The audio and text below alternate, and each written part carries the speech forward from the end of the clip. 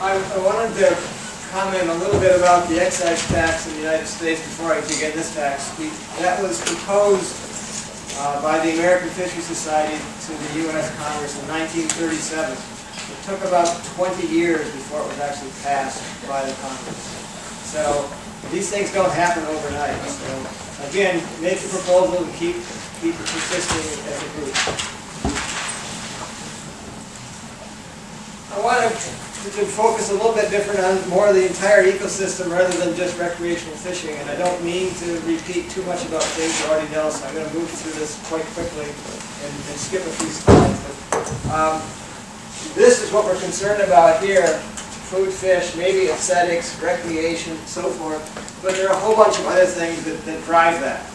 And if we just focus here, we're going to miss a lot of that. And I don't want to go into detail on all that. But it's more complex than we often think. I wanted to cover a number of threats. The politicians this morning discussed that. Ken yesterday discussed some of these.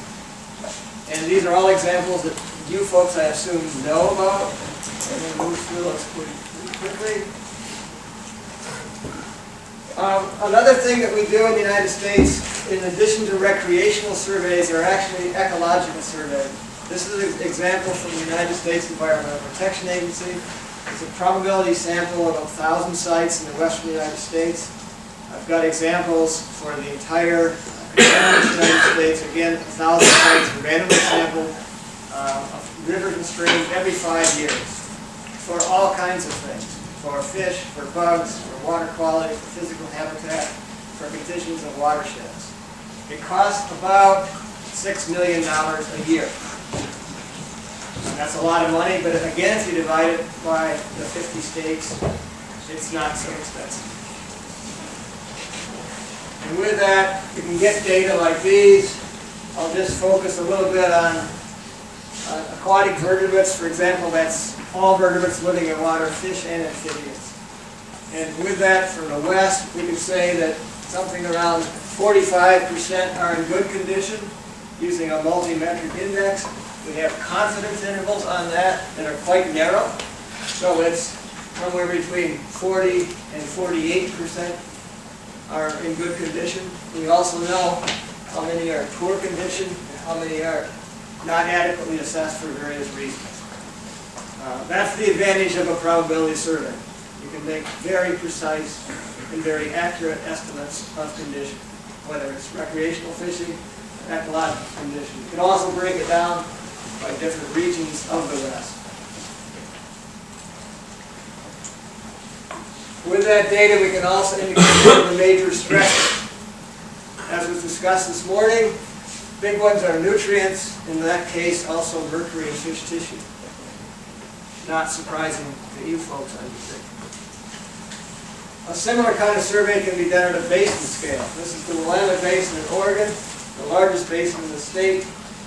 These are the participating organizations, federal agencies, state agencies, cities, universities, various studies, but they're all using the same sampling method.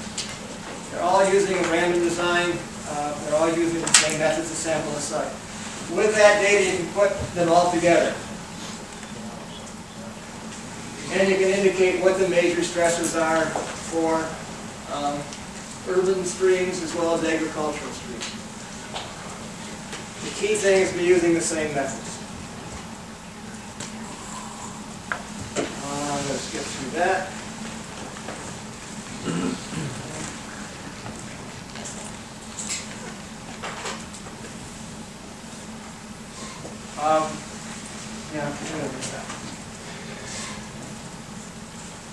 Another particular problem that I think I'd like to stress, I don't know how common it is in the Nordic countries, but that's the effect of mines. Somebody yesterday discussed a bit on mines.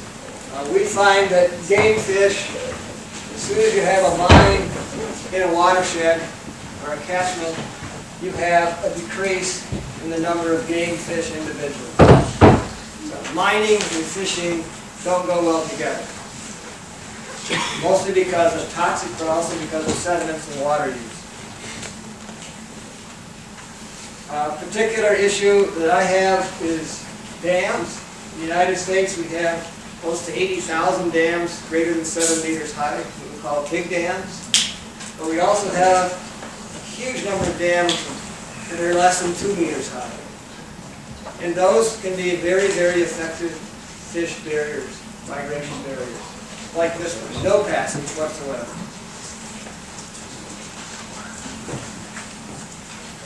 Another issue that we don't think about, and maybe you are in Europe, are these things that we call culverts. Every time a road crosses a stream, there's a potential blockage, either upstream or downstream.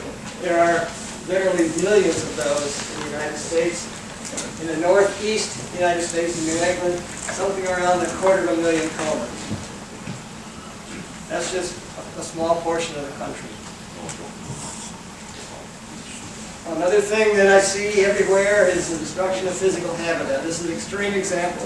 An urban stream, concrete, channelized. Very, very much simplified. Same thing, again, with lakes. Natural lake. This is the west side of the lake near where I grew up. Used to be a good fishing lake. This is what it looks like on the other side. It's no longer a good fishing lake. Not just because of too many people, but you've lost the habitat, physical habitat.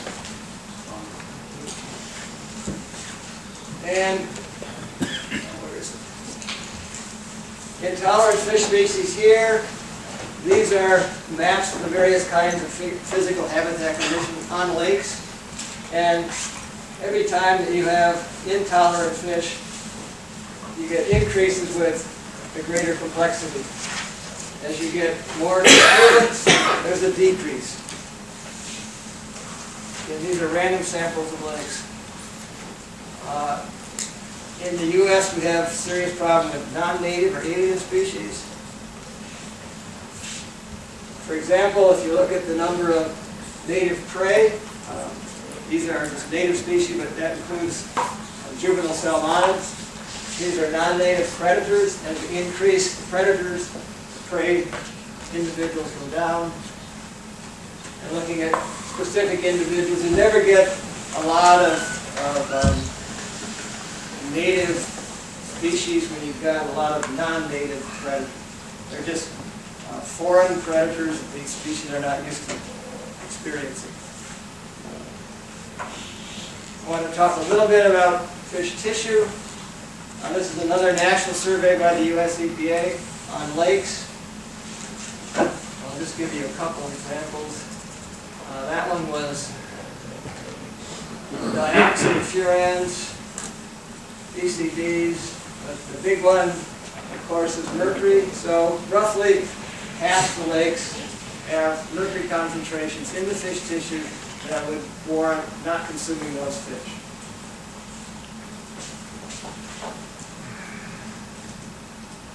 This is a survey of just a set of national parks in the western United States, including Alaska. Pretty much pristine areas, except again with mercury, fairly high levels. So again, as we discussed, this is atmospheric deposition. It's everywhere. And then I think we have to indicate also that there's an issue with overfishing. You're aware of that?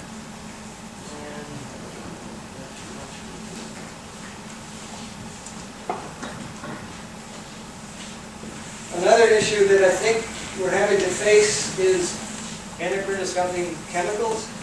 Obviously climate change. Probably about half the cold water springs in the United States will be unsuitable for cold water fish. About 2050, 2100. Within 50 to 100 years, about half the streams that now contain cold water fish, trout, will not be suitable for them to continue the same levels.